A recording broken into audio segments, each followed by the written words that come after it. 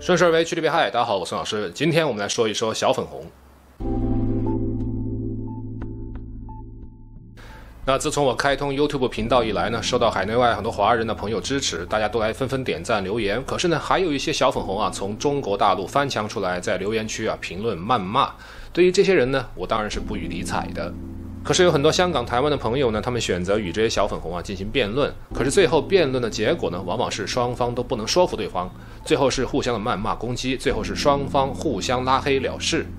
所以呢，就有人问我说，为什么中国大陆有这么多小粉红？那么今天我就跟大家分析一下这些小粉红的成因。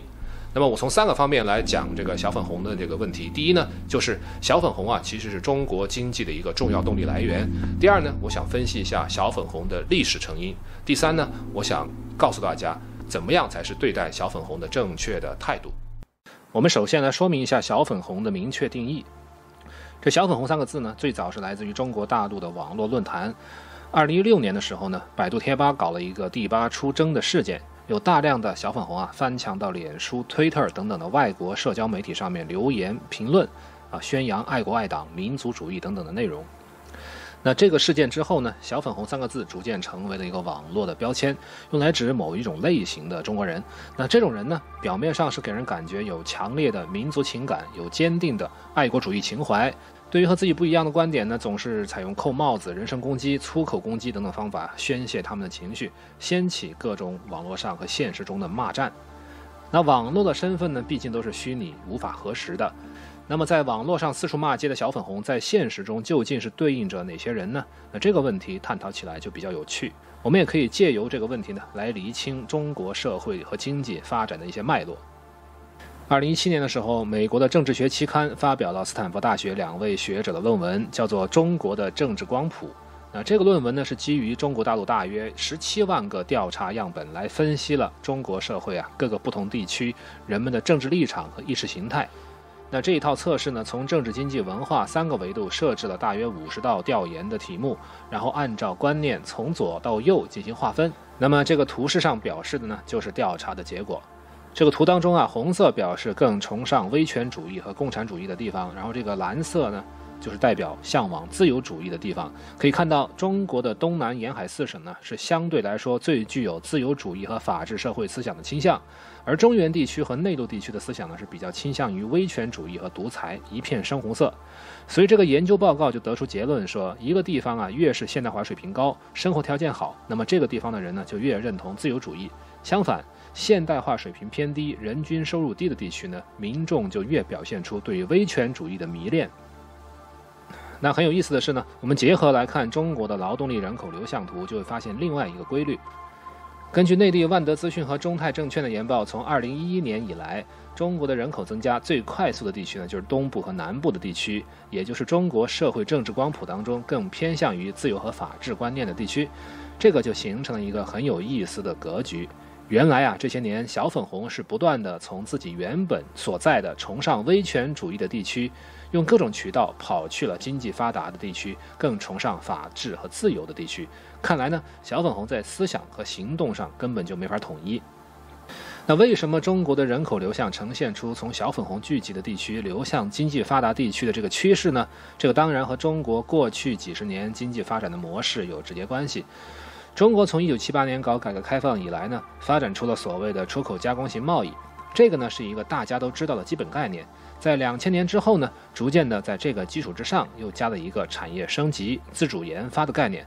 但是呢，这2个经济模式的本质上是什么呀？其实大家都没有明白。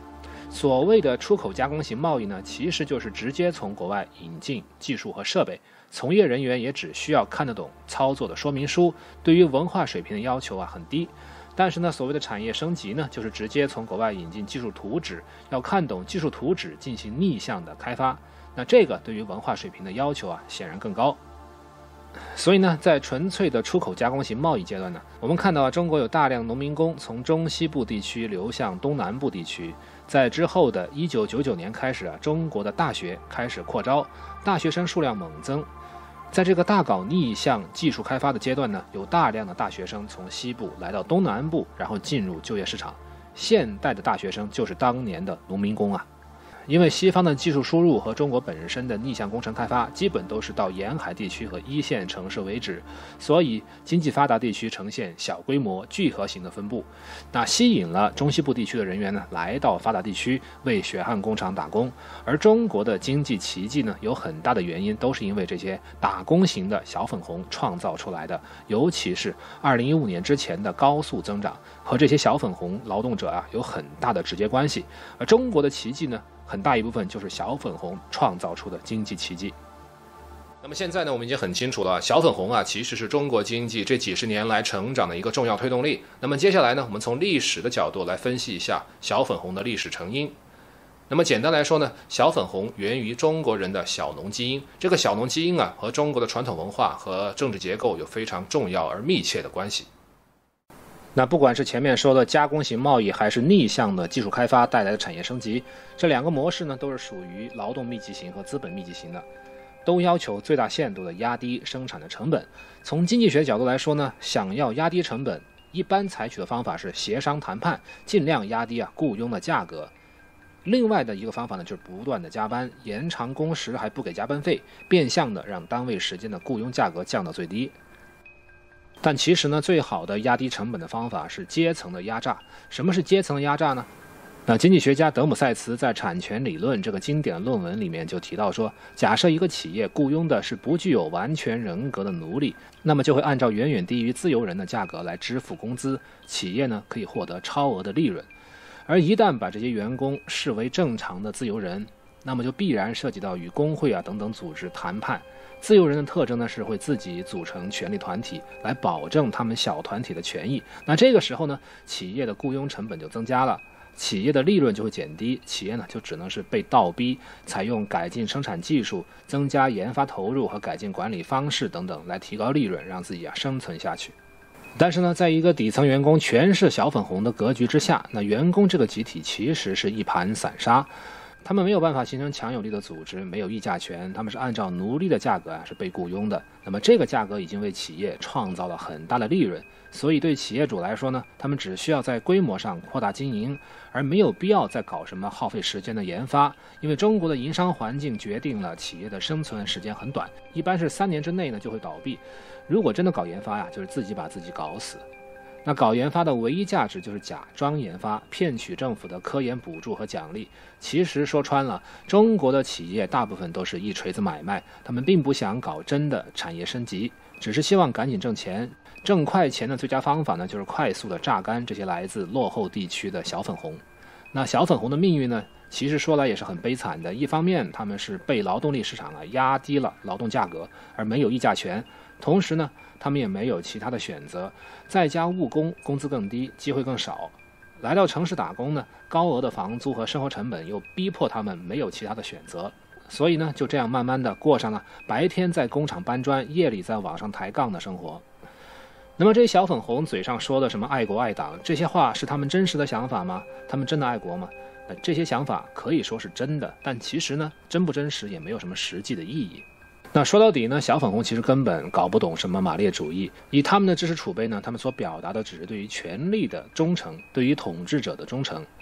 那如果我们可以设想一下，他们被日本人统治呢，他们也会轻松的变成爱日本的支持者；他们如果被俄罗斯人统治呢，他们也会变成支持俄罗斯的人。那如果他们被印度人统治呢，他们也绝对会支持印度人，成为印度爱国主义者。小粉红选择支持什么人，并不是看谁对谁错，而是取决于谁在统治他们，就这么简单。那么为什么我断定小粉红是这种价值观呢？那这个判断是来源于小粉红的阶级起源。那几乎可以说，所有来自于中国内陆地区的小粉红呢，他们的家庭出身都在农村，以务农为主。就算他自己没有务农祖上3代也肯定有人是在种田的。其实这种人呢，就是我们通常说的小农阶级。那这个小农阶级怎么产生的呢？我们都知道历史上中国的周朝是分封建制，以宗法来维系社会的纽带，形成了一种比较稳定的封建贵族制。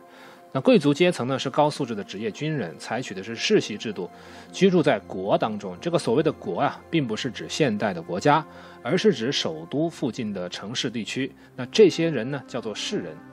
中国古代说的4种人的划分呢，士农工商，这个当中只有士这个阶层是具有当兵的责任和军事训练的，他们负责保家卫国，在战场上冲在最前面。而农民呢是没有当军人的资格，是受到士族阶层保护的下等人，他们的战斗能力、文化素养还有道德水准都是远远低于士族的阶层。那后世中国人尊敬的孔子呢，他本人就是春秋时代继承了贵族精神和文化的一个人。孔子啊，个人来说并不是一个手无缚鸡之力的书生，他践行了所谓6艺的自我教育和训练。所谓6艺呢，就是指礼乐射御书数。这个其中的射和御呢，是指的射箭和驾驶古代战车的技术。那这个就是明显的军事训练，是周朝贵族政治文化的一个部分。那孔子呢，毕生是非常推崇周代的文化，因为他自己呢就是那个文化的产物。那到了战国时代呢，文化已经出现了很大的变化，战争啊是越来越嗜血，在战争中死亡的贵族越来越多，中国的各个小邦国啊开始实行君主的集权政策，封建制度呢开始瓦解。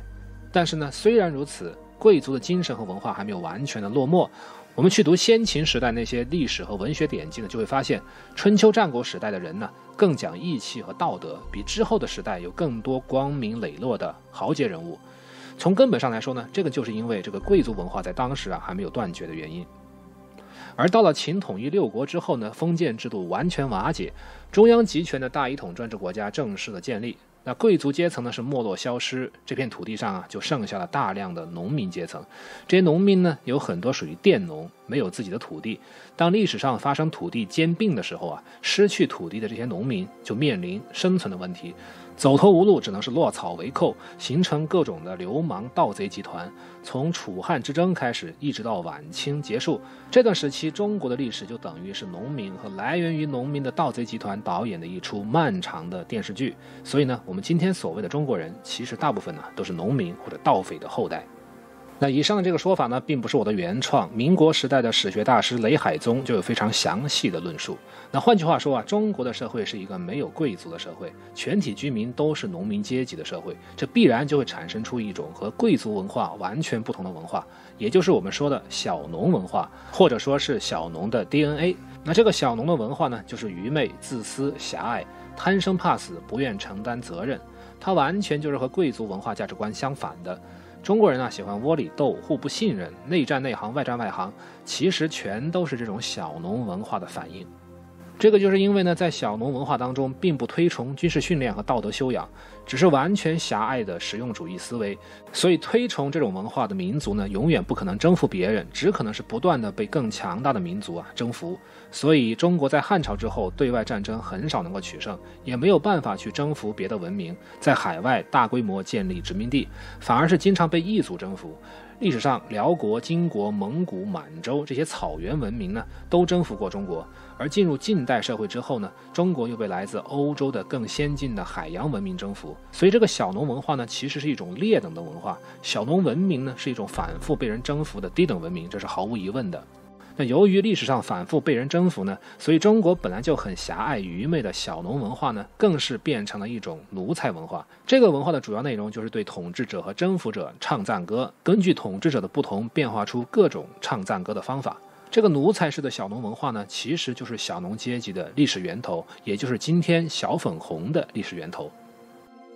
可是呢，你又会问，为什么中国现在不是每个人都是小粉红呢？